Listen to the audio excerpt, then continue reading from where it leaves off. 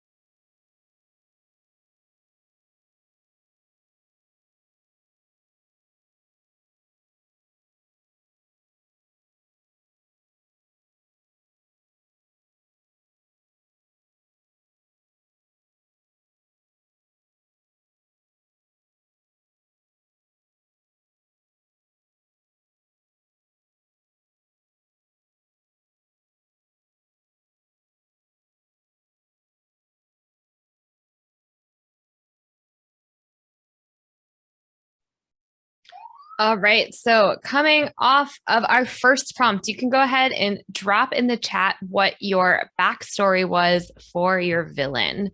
Curious to see what folks are coming up with. I think this is one of the hardest things. So, Sandra's didn't choose where he was born, didn't choose his parents, he didn't choose to flee. Oh, this is great. His mother grabbed his hand and said, "You are 7 now. I need you to be brave. Look at your after your sister and never ever let go of her hand." And they run to safety. His little legs burned. His small hand hurt so hard he was squeezing his sister's little hand. They ran from the scene where those who were meant to have helped have killed his mother. So that's a perfect example, Sandra, of a really powerful scene where you can kind of see someone see what would create. I mean, I'm not sure where your story is going to go, but you can see how this would create resentment and fear in a character who would eventually become somebody, somebody who's an antagonist or a villain, right? Like this really horrible situation where his mother died, where he's running with his sister, where he's so young and making such a difficult choice. Again, such a great example of something that's really going to humanize and add reasoning to behind whatever this character is going to choose to do in the future. So Grey Dragon says, after years of being held back by the king's spy master, Klein comes up with an idea to subjugate the kingdom of Mosadil. His plan is thought to be foolish, but since the master has little regard for him, he allows the spy to start working on the project.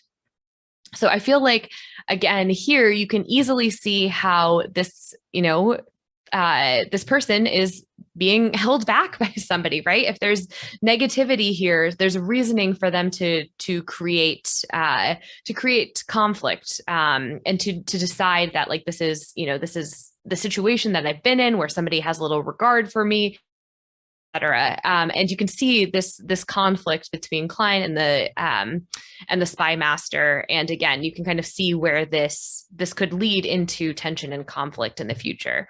And so he says, "I have nothing to lose," said the spy master, "but if you find yourself in over your head, like I imagine you will, you're on your own."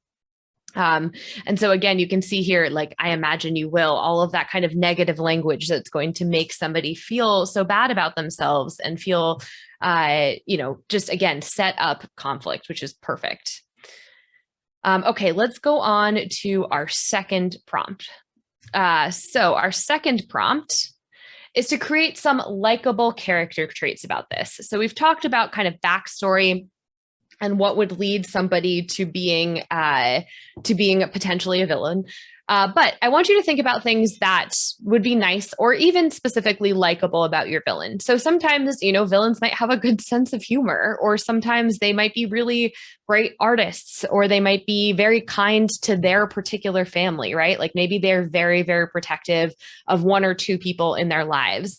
You can see this trope very often playing out in movies or things like that, where people will do horrible, horrible things, but they're really kind to their children, or they have a dog that they love or something like that. But thinking about this in the present, so not necessarily backstory, but specifically in the present of your novel, think through likable character traits that you can introduce. And we'll have 5 minutes for this one as well.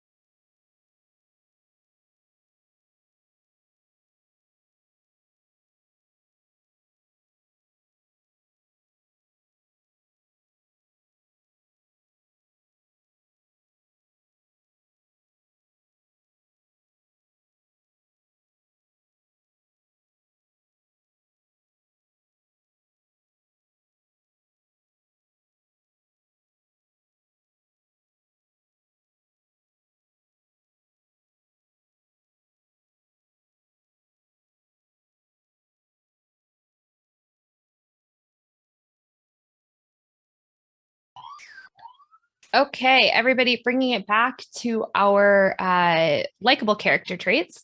So we had someone who said, arms out, skates gliding across the ice. Jeffrey's head fell back in glee. When he pushed off even harder to increase his speed, he saw the small boy fall and slide further every time he tried to get up.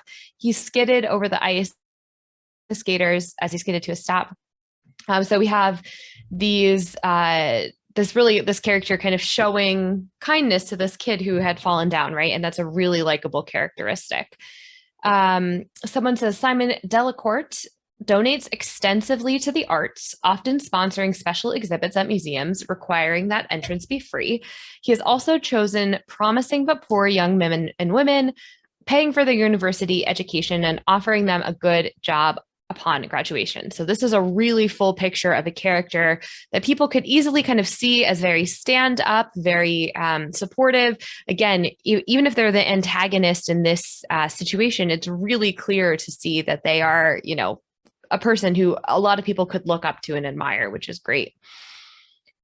Okay, next, Black Flamingo 777 says, as the unwanted and unneeded spare heir, he feels a deep kinship to the peasantry and the emerging merchant class. People who make a name for themselves by doing good work, not just because of who their parents are. He's kind to and friendly with the servants, and he cares deeply about how the kingdom prospers because everyone in it is affected by it, not just his pocketbook. He's always willing to hear both sides of the argument, even in courts where they would traditionally rule in favor of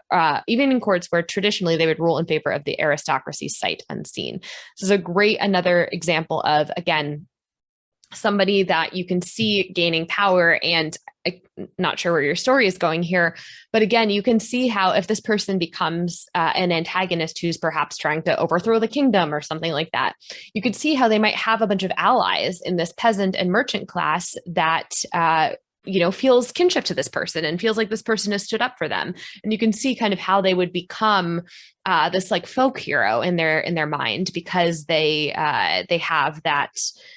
They have this sense of being, really, really able to support people. Okay, Sandra says her main character wonders, I often wonder, what would I do if we don't get him back?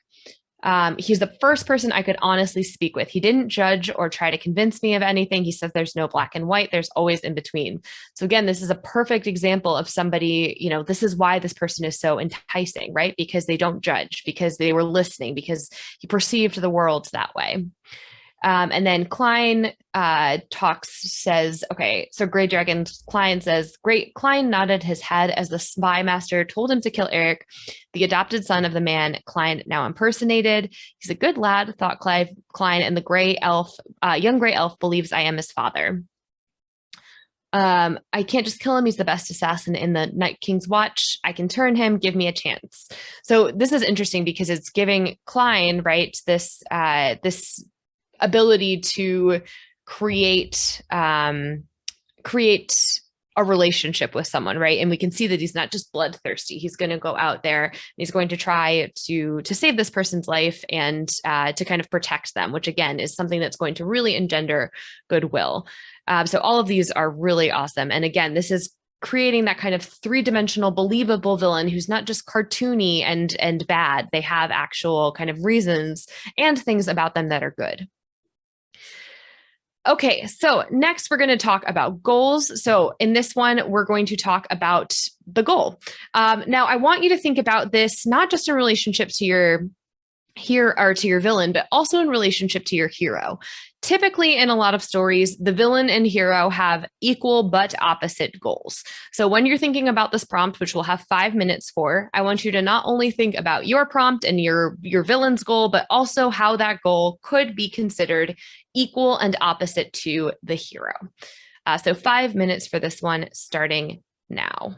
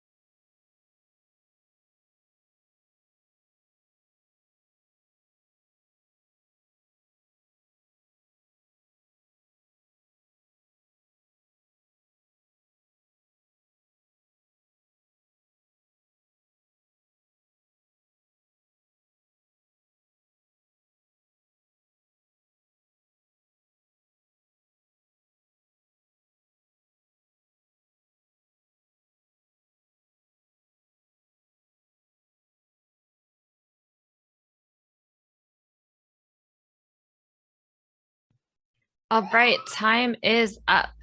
So we've got Simon, who wants to become the avatar of Set and take control of the great serpent Apep, making him into the most powerful being everywhere.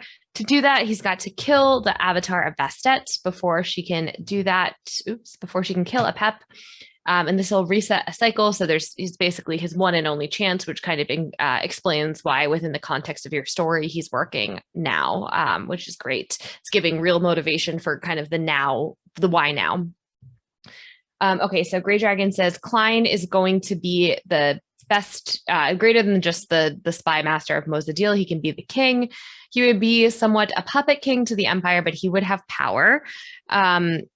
And then, so that's kind of his motivation, right? And then Eric, who I'm assuming is the hero, finds out that his father is not really his father, but an imposter. And then he's fighting against the king for the benefit of the people of Mosadil. So there's kind of, again, goals here that are very, very aligned to each other. Sandra says his motives are simple.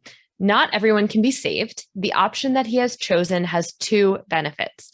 His race will survive or take back the kingdom. For the humans, we're always the rightful rulers of this world. Most of the other races will survive in the other worlds. Sadly, there is no way to save them all. He didn't make the rules. So this is a really kind of clear portrait of a villain who's just like, this is what it is. There's nothing else I could do. I'm making a very kind of cold and calculated decision about, what's out there in the world. And I'm assuming that this villain, then Sandra, doesn't even see himself as a villain. He just sees himself as making a hard choice. And that's what his hard choice is. So this is a very kind of a very good way to create a villain who doesn't feel or cartoonishly evil, because they don't think of themselves as evil or doing evil things. They think of themselves as just doing what they need to do to survive. Okay, we've got Joseph and Jeffrey were friends raised in the foster care system. They both wanted out of the system. Joseph wanted to go to school, but didn't have the money. Joseph decided that the army would provide what he needed. Jeffrey didn't want to go to school because he had a learning disability. He wanted needed money, and he planned to get it fast. So you can kind of see, again, equal but opposing paths, right? They have specific goals. They have reasons for exactly what they're doing, which is, again, the goal here is to have reasoning for the actions, reasoning behind the actions. Nice work, everyone. Okay, moving on to our next prompt. All right, in this prompt, we're going to focus specifically on how our villain and our protagonist mirror each other. So one of the ways to do this is to create a believable antagonist who will mirror your protagonist's problems. This also allows you to show the similarities between their two characters, but then highlight their differences. Your antagonist can help your main character learn and grow, strengthening their resolve. But again, similarly to what we talked about with Darth Vader or with Lord Voldemort, if you can see two characters going down similar paths but making different choices, it helps create that believability and also that tension. So in this one, we're going to have 5 minutes to just brainstorm again on how they're going to mirror each other. Is it something that's happening in the present for them? Is it something about their back? Many different ways that you can take this. But again, the goal is to think about how their stories and their actions are going to mirror each other, but split off at key places. So 5 minutes for this one.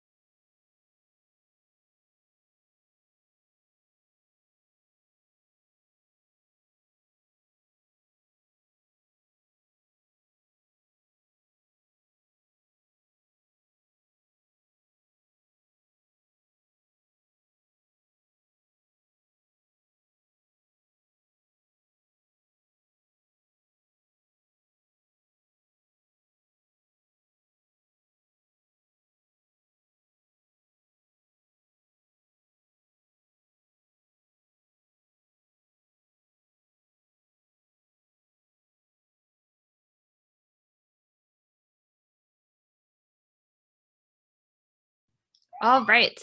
So let's see our mirrors.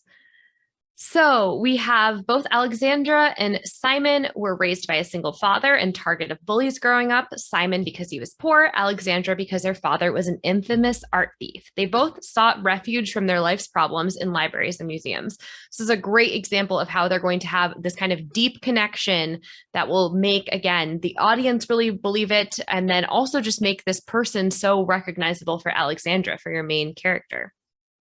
Okay, Prince Caledon of Avona has been taught to hate those with magic since birth and punished if he didn't, all while being groomed to follow in his father's brutal footsteps. Having never met anyone with magic except those tried to kill him, he doesn't know any different. The kingdom of Glastian is across the river and encourages its magic users to find their powers and flourish, driving back the forces of Avona who want them dead. So we can really see here how both characters are coming to see the other as very dangerous, right? So it's mirroring each other because they both think the other is dangerous.